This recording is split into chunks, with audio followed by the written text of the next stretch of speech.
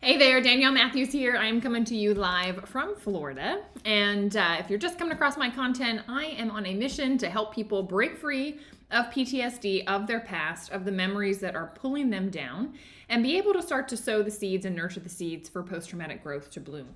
I teach a lot of ancient wisdom for these modern times, and today is Monday. It is noon here Eastern time where I am in Florida, and so we are jumping into our book. If this is your first time joining us, it doesn't matter if you've been in book club in the past or if you've been here each and every week. We are reading Wayne Dyer's work, The Power of Intention, and each and every week it is phenomenal to see that each chapter is a standalone conversation and insight, and this week was all about stress. So, good morning, Peg. If you are someone that in the last week got frustrated, lost your temper, felt overwhelmed, felt anxiety, this is for you. And for all of you on book club, as you arrive here this morning, just let me know that you're here in the comments. Sometimes it takes a little while for everything to kick in. So I adore this book. Hey, Charlotte, good to see you. Rule number 6. Did anyone else crack up with that conversation about rule number 6? I know we'll get into it, but I was like, that was so good. What a good reminder. Don't take yourself so goddamn seriously. Good reminder. So I can't wait to talk about that. Hey, Larry, good to see you. Charlotte, North Carolina. I'm sure it is good weather near you. All right, guys, let's jump in. We only have a half hour together, so it's always full of conversation. The chapter kicked off, I thought, with a really awesome quote, and it said, so long as we believe in our heart of hearts that our capacity is limited and we grow anxious and unhappy, we are lacking in faith. One who truly trusts in God has no right to be anxious about anything. And I thought, you know what? That's like when the first chapter we read in here, he talked about those people that are connected, the connectors. And if you are tapped into intention, if you are connected in and you realize that that's always there. You can't be unconnected unless you want to. You have no right to ever be anxious, right? You can have complete faith. Hey, Leah, good to see you. I thought, I'm going to just start on page 188. He says, there's nothing natural about living a life filled with stress and anxiety, having feelings of despair and depression, and needing pills to tranquilize yourself. Agitated thoughts are violating your natural state. It's so profound. So let me ask you this. Do you ever find yourself doing this? Having these thoughts in your own head that are actually stress producing? Things like, it's more important for me to be right than to be happy. That right there is going to cause a lot of stress. Like so many times in life, we want to be right and we create unhappiness because the person's not listening, the situation's not listening, the politician's got it all wrong, the law has it wrong, whatever. Leah says, I just fought that this morning. Yeah. How many of you have ever been caught in the ego trap of winning is the only thing? When you lose, you should be stressed out. I grew up like a big athlete, and so it was always about winning, achieving, performing, being at the best. If you're not number one, then what the heck's wrong with you? Like, get yourself going. I resonated with that a lot. I went, oh, shoot. It's probably still present in my life. Your reputation is more important than your relationship with Source. That one kind of struck me in the heart. Like, oh, am I more concerned about what people think about the way maybe that I believe and what my faith is that more important to me than being true to myself and having this relationship with Source, with the divine, with the power of intention? Super interesting. Leah says, I'm a professional performer. Yeah. Success is measured in dollars and accumulations rather than in feeling happy and content. How many have ever been stuck in that trap? I think society is stuck in that ego trap, in that success is measured in dollars and accumulations, right? Keeping up with the Joneses. Well, they have that, so I need this. I need X amount of money per month. I need to make double that now. And once I get there, I need to double that and I need to double that. And it's like, when is it ever enough? Right? It's supposed to be about, success should be about happiness and feeling content. Happiness and feeling content. All right, the last one that he said is like one of these originating ego thoughts that's going to drive you nuts. Being superior to others is more important than being kind to others. Showing that you're better than rather than connecting in. You know, the way that you treat somebody that has no ability to give back to you, how do you do that? Do you get into your head of, oh, I'm better than you and I figured out this game of life better than you did? Or do you come into compassion and do you start connecting from the heart space with them? Very different. He says, it's natural to have feelings of well-being. Why is it that we seem to experience so much unwellness and tension? If the natural state is happiness and contentment, why is it that we experience so much unwellness and so much of that emotional stress? And he says it's because of the ego. The ego is constantly playing tricks in our own mind. He says the pesky ego is at work when we're experiencing stress or anxiety. I love this. Perhaps your ego self feels more effective dealing and coping with stress because you feel you're actually doing something in the world. Uh-oh. So are you addicted to stress because it makes you feel like you're doing something? Perhaps it's habit. Perhaps it's custom. Perhaps it's believing that this is the right way to be. Only you can analyze the why, but the fact is that stress is familiar and tranquility is unfamiliar. So your ego desires stress. Isn't that wild? Charlotte says, I can identify with this one. I can too. I mean, have you ever found yourself, like I have found myself, I'll speak for myself. When I don't have something to do, not that doing is always stressful, but when I'm not doing, it doesn't feel natural. Like when I'm relaxed or like literally don't make a plan for the day or whatever, it's a very unnatural state for me. And I worry, like I get anxious, like I should be doing something. Isn't it fascinating? Babies don't do that. Babies are just very content being. Charlotte agrees with me. Yeah, you have that happen too. Maybe it's just me, but he says there's no actual stress or anxiety in the world, only people engaged in stressful thinking. Profound. Marie says, I think sometimes it is just habit, a bad habit. Yeah, it is. I think as well, to just not, we're so used to doing, we're not so used to being, and realizing that, hey, that actually is a natural state. We can do that. But I thought this was an interesting notion that there is actually no stress. There is actually no anxiety. Like if you go into the world, there is no stress and no anxiety. And I would say most people would disagree with that statement. Most people would say, yeah, there's a ton of stress. There's a ton of things to be anxious about. But the truth is, it's all in your mind. It is your thoughts. It is your preferences. It is your fears that are only playing in here. It's not actually in the world. Like how wild is that? That there is no stress. There is no anxiety. There are just people engaged in stressful thinking. And you might be one of those people. So good news is he's given us some ways to get out of this. There were 3 that he kind of dove into, and I thought they were hilarious. I talked about this at the beginning. Rule number 6. Who here loved rule number 6? I was dying laughing. I read it again, and I was like, that's a fantastic rule. Larry says, how many times do we stress about things that never happen? Exactly. Like our minds are so worried about all these scenarios, and I would say 95% of them never occur. But that stress, the body has felt the stress. Like you've created the conditions of dis-ease in the body, and you do that long enough and you do that repetitively enough, you're actually going to cause dysfunction in your physical being, in the physical body, because of what the mind is doing. That's what's wild. And if you don't understand that relationship, this book, I just read through it. It was like, we're reading this book together, and then I came across this book. It's called Body Mind. I couldn't put it down. So it's all about the connection between the way that you think and perpetually are, and how that then manifests in the physical body. Absolutely mind-blowing how on point this is.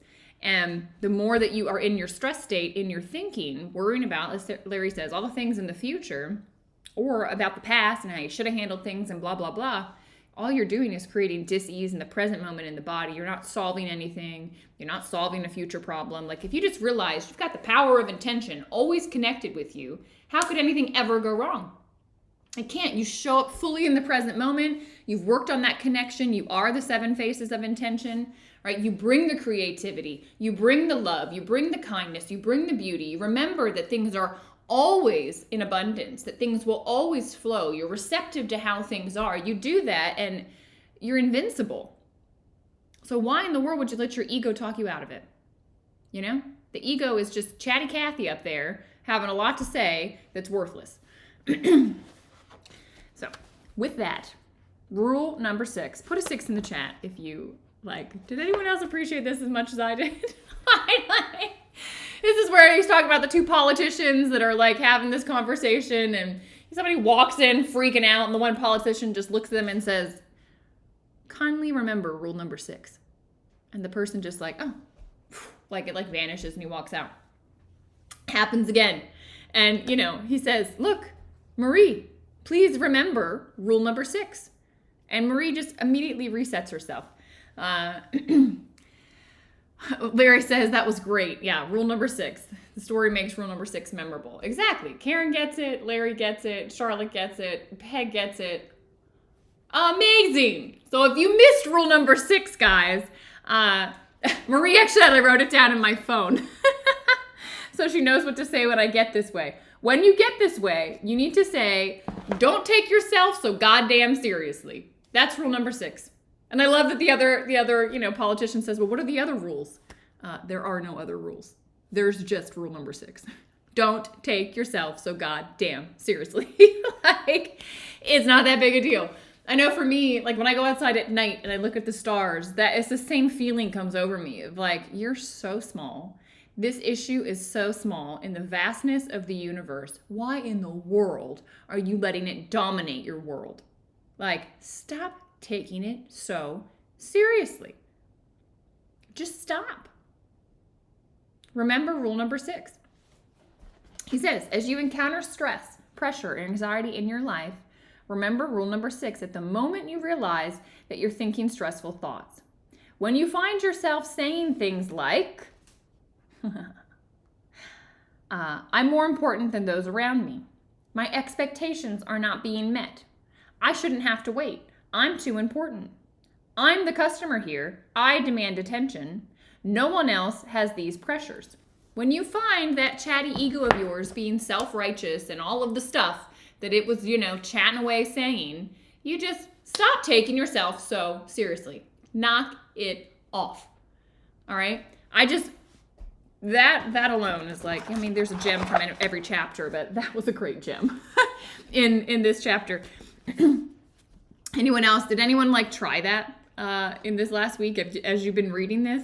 I found myself in a little bit of I saw anger come up, which is a rare thing for me. I don't have that happen a lot, but some anger came up and I was like, Danielle, stop taking yourself so goddamn seriously. Drop it. It doesn't matter. It doesn't matter. Open your heart, express love, see the divine in the person. Let's go. Charlotte says a lot of times she has this well, I shouldn't have to wait. Yeah, how dare you, right? I shouldn't have to wait. There are these thoughts that kick in and it's so funny. Shouldn't happen to me. Don't you know who I am? You're a human being, just like the rest of us. And that's all there is to it. All right. He says the next thing that he kind of recommended was saying out loud, I want to feel good. I want to feel good. This was something that, he says, send love and respect with the 7 faces of intention. So you must be to your feelings as source is to you in order to counteract the desires of your ego. So when your ego is being obnoxious, if saying rule number 6 doesn't snap you out of it, then just interrupting the programming, right? Interrupting this broadcast of BS and saying, I want to feel good. It is my intention to feel good. And then shining the light of the 7 faces of intention, bringing love to those thoughts, bringing creativity to those thoughts, bringing beauty to those thoughts, bringing receptiveness to those thoughts. That'll disrupt it, right? It just changes that rhythm. Larry says, I can't wait to say it to someone else and see their reaction. Careful, Larry. Because sometimes these things, I say, use them as a mirror for yourself and not a sword on other people. If the person doesn't have the context and they're ticked off and you say, stop taking yourself so goddamn seriously, they're probably going to flip out at you even more. And maybe they'll snap out of it. Maybe. But likely, if their ego is ablaze, they're probably not going to snap out of it. They're probably going to snap into a higher gear. So I would maybe share this story with them beforehand. Your loved ones, maybe share this. So then together you can remind each other of rule number 6 in a good way. Peg says, feeling good is feeling God. Yes. Feeling good is feeling God. That's exactly right. He was saying in this space, bring God into the moment. Bring source, bring the divine, bring the 7 faces of intention into the moment to disrupt the thinking of the ego. I love Juliet. She's got the music. I feel good. Da-na-na-na-na-na. Exactly. Took me a minute with those musical notes. I was like, what is she talking about? That song. Play that song in your head. He says, any stress signal is a way of alerting you to say the 5 magic words, I want to feel good. Stress wants your attention. So, this is an interesting... In yogic philosophy, they have something called yoga therapy. And in yoga therapy, what the yogis say is that where you have stress in the body, so they're talking about like where you physically hold it in the body, it just needs attention to move through. So what happens is typically we stop feelings that are not good. We stop the anger. We stop these feelings. And what the yogi's saying, what he's saying is don't stop the flow of them, right? If you do that, then it gets stuck in your system somewhere. Maybe it's just in the closet somewhere, but it's, manifesting in your stomach every time you get stressed out. Another thing happens, you get more stomach issues. Rather than that, what the yogis say is go into where you hold your pain, go into where you hold the discomfort and just feel it, because it just needs to be felt so that the block goes away and it can flow through, and then it's gone. And he's saying the same thing. The stress just needs the attention. If you're blocking the stress, it's just going to build up and build up and build up and build up and build up. But if you give it attention, you let the experience flow through. It doesn't mean that you get engaged with the stress and you're going all over the place with it. It just means you're like, I see you.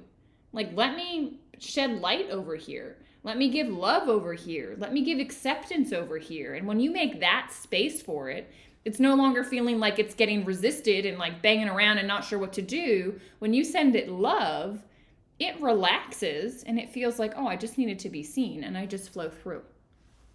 Think of it like a little kid. It's the same thing. Having a temper tantrum. What do you need to do? Give it love. Give it love. Don't ignore it and be mean to it. Just give it love, give it acceptance, and that flows through. This is huge. If you can learn how to do this, you're going to prevent yourself from having a lot of junk knotted up in your system, because that's what happens. If we don't let this stuff flow through, when we get stressed out, if we don't send that love, we don't know how to skillfully handle our emotions, we push them down or we react. But the idea is just go, oh, you're here. Okay, let me send love. Let me allow this to be here as I continue to operate. Yeah, good reminder. Agreed. All right. He says, I urge you to simply accept the fact that you'll never get it all done and begin to live more fully in the only moment that you have, which is now. The secret to removing the harmful effects of feeling stress and under pressure is to be in the now. So he says on page 194, you'll never get it all done. Was that like a slap in the face for anybody? I'm one of these that for a long time, it was like, okay, I gotta do this, and then I get here, and now I've accomplished that, but oh no, now there's this to do, and I gotta go do this, and I gotta go do this, okay, now I'm here, and oh gosh, now there's that to do, and I gotta do this. It's like, it leads to a straight state, like chronic stress. Because you're constantly feeling like, oh my gosh, there's more to get done, and for those of you in ASEA, for those of you that are entrepreneurs, which many of you that I'm looking at in the chat are, you constantly, if you're like me, feel like, well, there's always things to do. There's always things to do in my business, so I should be doing them. And when you don't do them, you're like, oh gosh, should I go be doing that? It's a crazy space to be in. Leah says true. Yeah, he says, look, you're never going to get it all done. But if you show up in the present moment fully, like we talked about, knowing I'm connected to source, I'm connected to the divine, I'm connected to intention, I can shine that light into whatever I'm doing right now, then, and only then, will you be able to not have stress. Because you're like, look, I'm here, and I'm going to fully be here. And when I'm fully here, everything works out. Peg says, overwhelm is paralyzing. Yes, the mind will paralyze you. Marie says, that's me. I have really Had to work on that for years. I was proud I could get so much done, but in turn, it was stressing me out and giving me back pain. Yes. It will manifest in your body. If you keep the dis-ease in the mind, it will manifest in your physical body. This book will blow your mind.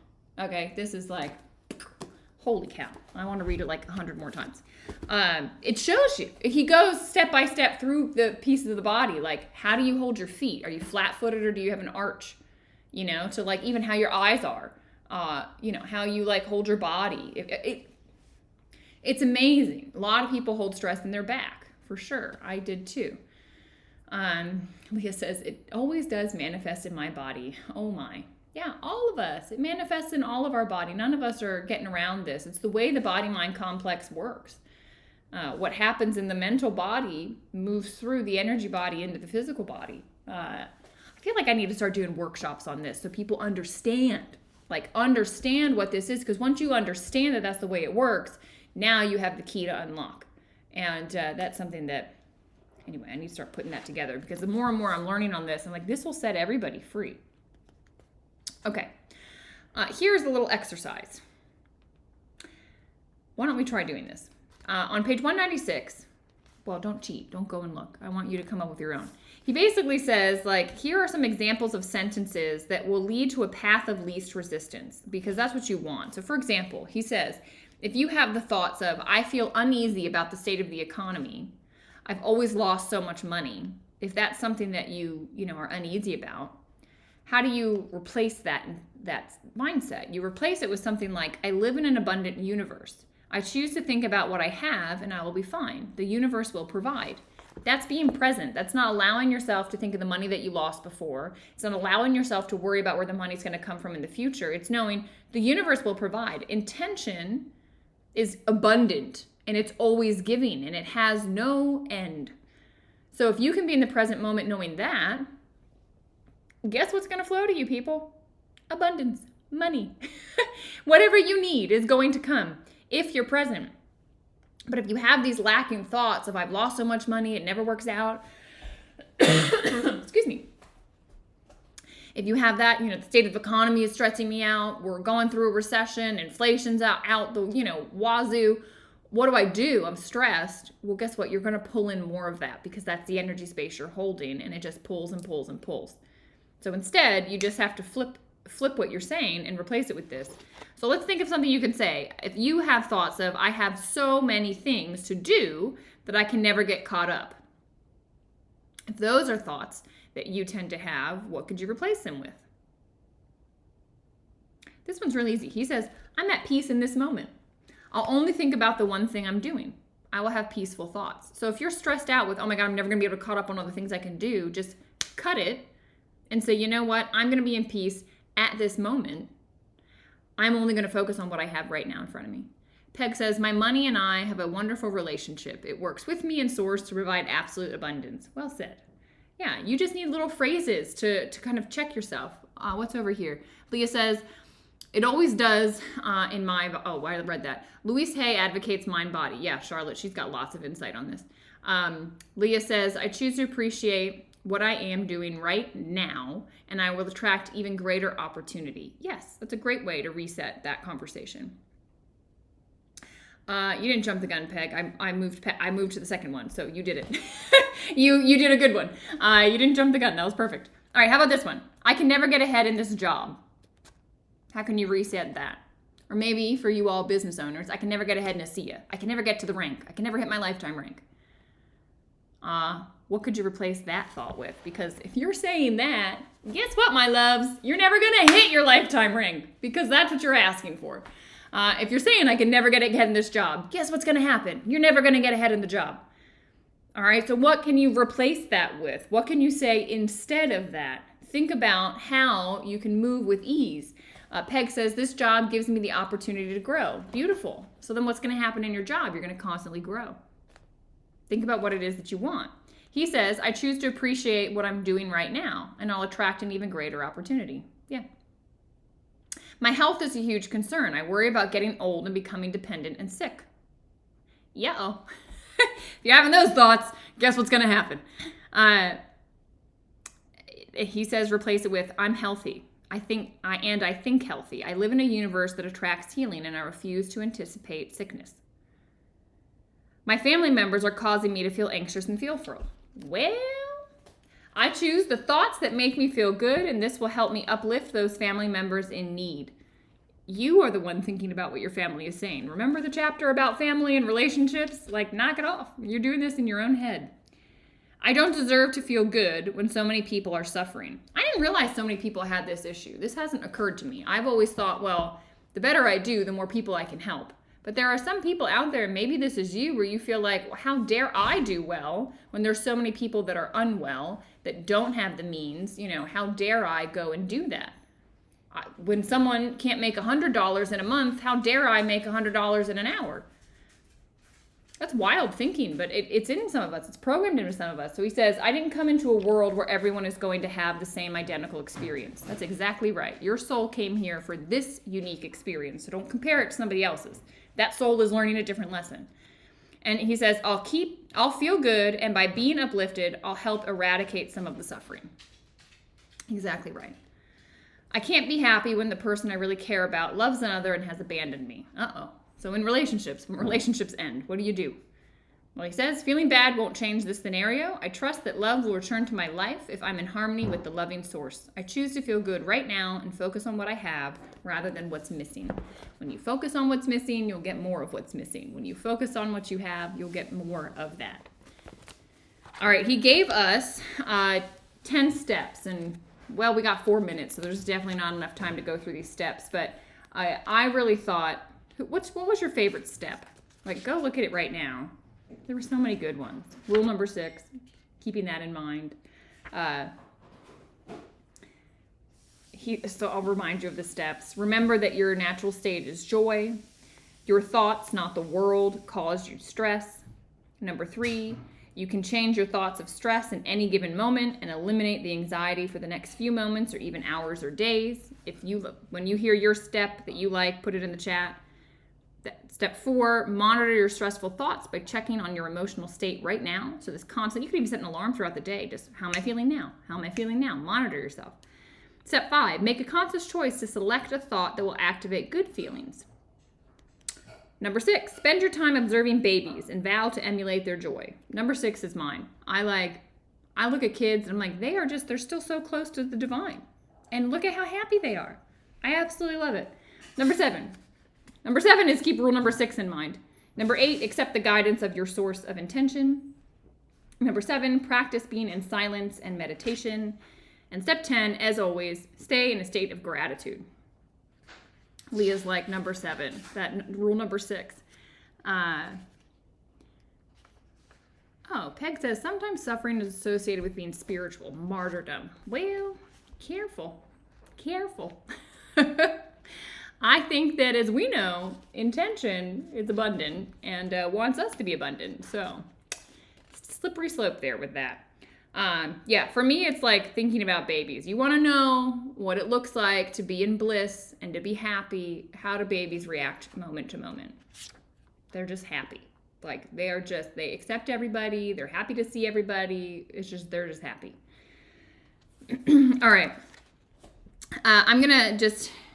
I thought this was interesting what he ended with. I slept and dreamt that life was joy.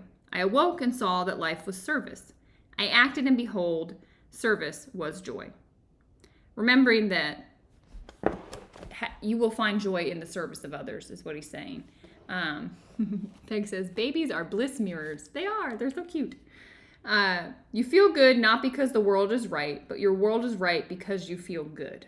I thought that was another really good quote. Remembering that it's all up here. So whether you are going to practice gratitude, whether you are going to remind yourself of rule number 6, whether you are going to look at babies and think about babies anytime that you get upset, like, no, operate in the world like they do. Whatever it is, start practicing it.